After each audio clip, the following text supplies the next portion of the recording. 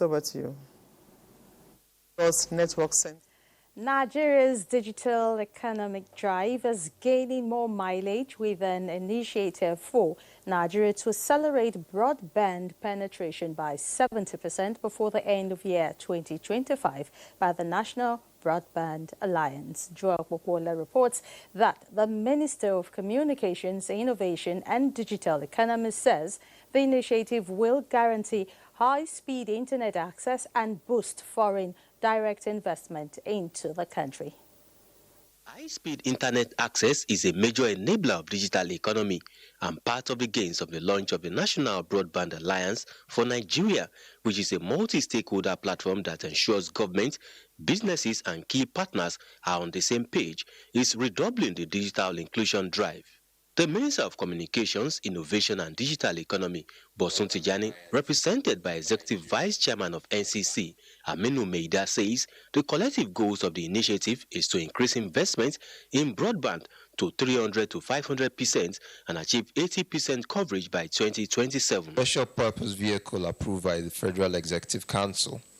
We are leveraging grants and investments to deploy 90,000 kilometers of backbone fiber across Nigeria. This effort aims to connect even the most underserved communities. The NCC is working to address all encumbrances such as lack of awareness, power supply, and underutilization of broadband. We will create an economically viable model for broadband adoption. This aggregation of demand will unlock untapped capacity and also drive down costs, enhance affordability, and stimulate widespread adoption. NIGECOMSAT, Nigeria Data Protection Commission, and other critical partners have all perfected strategies to ensure success of the initiative. What we want is an inclusive digital economy. That these things just don't happen in Lagos and Calabar. They happen in Zamfara, in Sokoto. Wherever the tourist or the economy want to be enabled should happen. Edo, Ogun, Kwara, Katsina, Imo, Abia, Borno, and Nasarawa states have been selected for the pilot phase, having addressed right-of-way issues. In Lagos, Joel Popola, NTA News. Nigeria stands to gain a lot from being a member of African Continental Free Trade Area. This was the opinion of players and experts in the trade, economic and financial sectors while reacting to trade integration and Nigerian economic growth. Bolaji Akim completes the report.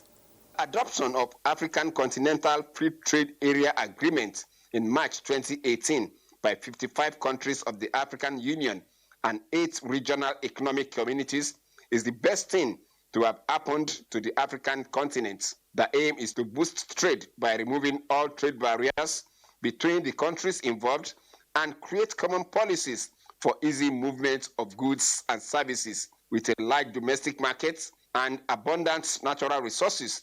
Coupled with the increase in digital economy, Nigeria has a lot to benefit from the agreement.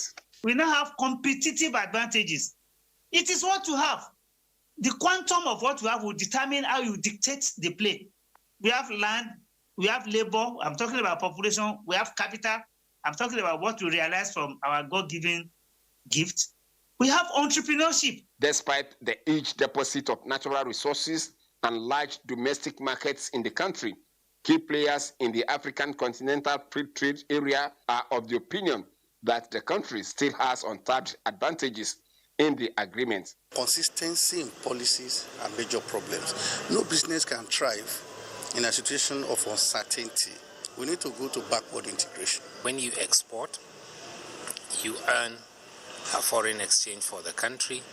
You benefit from that because you also can use your own foreign exchange for your imports. Stakeholders are of the opinion that providing information on import regulations and trade partners by government will go a long way in revenue generation and job creation. In Lagos, Bolaji Akim, NTA News. And those are the stories from Lagos. Nationwide continues with Bill Kisu in just after this break.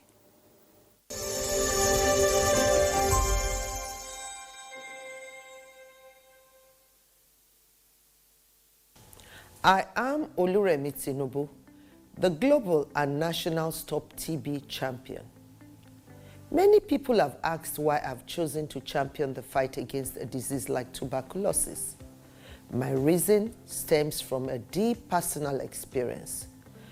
I once had a friend who unfortunately fell ill and concealed the nature of his sickness until it was too late.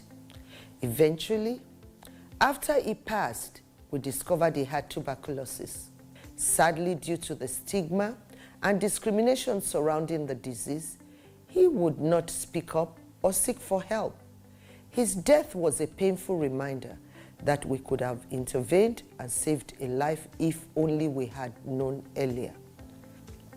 Tuberculosis is an airborne disease that primarily affects the lungs, but can also impact other parts of the body. Being airborne means anyone, regardless of their socio-economic status, can contract it. In Nigeria, 1 person dies of TB-related illness every 7 minutes, amounting to 206 deaths every day. Globally, 1 person succumbs to TB every 25 seconds, which is a staggering 3,456 lives lost daily. These deaths are entirely preventable because TB is curable if detected and treated early. If you or someone you know has been coughing for 2 weeks or more, coughing up blood, experiencing night sweats, or losing weight drastically, it might be TB. Please visit the nearest government hospital or primary healthcare center for proper diagnosis and treatment. TB treatment is free in all government and some private health facilities.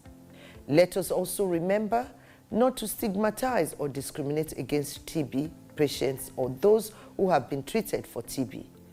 Individuals who have been cured of TB cannot infect others. I call on all stakeholders, especially the private sector, to join us in the fight to end TB in Nigeria. Together, we can make a difference.